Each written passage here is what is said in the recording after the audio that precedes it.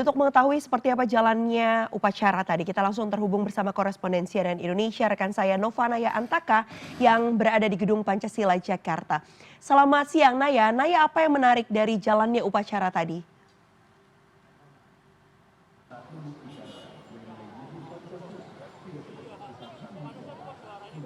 Ya, selamat pagi Mevri. Baru saja upacara Hari Lahir Pancasila baru saja selesai, di mana tadi upacara dimulai sekitar pukul 9.57 atau jam 10 kurang, dipimpin oleh Inspektur Upacara, yaitu Presiden Prabowo Subianto, dan juga tadi dihadiri kemudian wakil menteri, kepala lembaga, dan juga para undangan eselon 1. Dan yang menarik, Mevri, tadi juga Ketua MPR Ahmad Muzani ini membacakan teks Pancasila, kemudian Menteri Pendidikan Dasar dan juga Menengah Abdul Mukhtar juga membacakan doa, serta Ketua DPD Bapak Sultan Bahtiar Najamudin ini membacakan pembacaan Undang-Undang Dasar.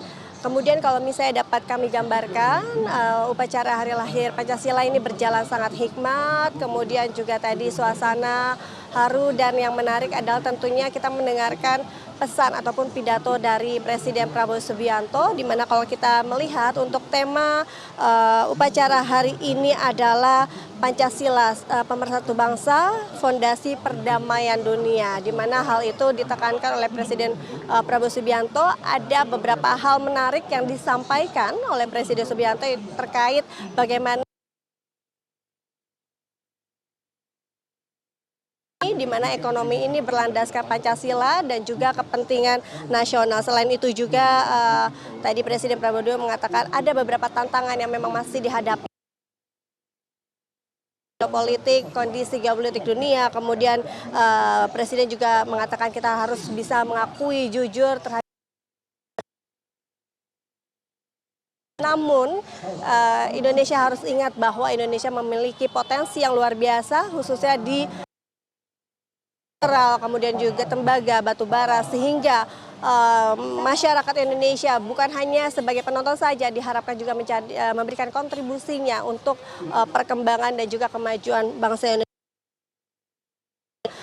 Presiden Prabowo mengatakan bahwa Pancasila ini bisa menjadi dasar untuk meningkatkan atau mengembangkan ekonomi nasional, dan beberapa program pertumbuhan ekonomi dari Presiden Prabowo Subianto ini juga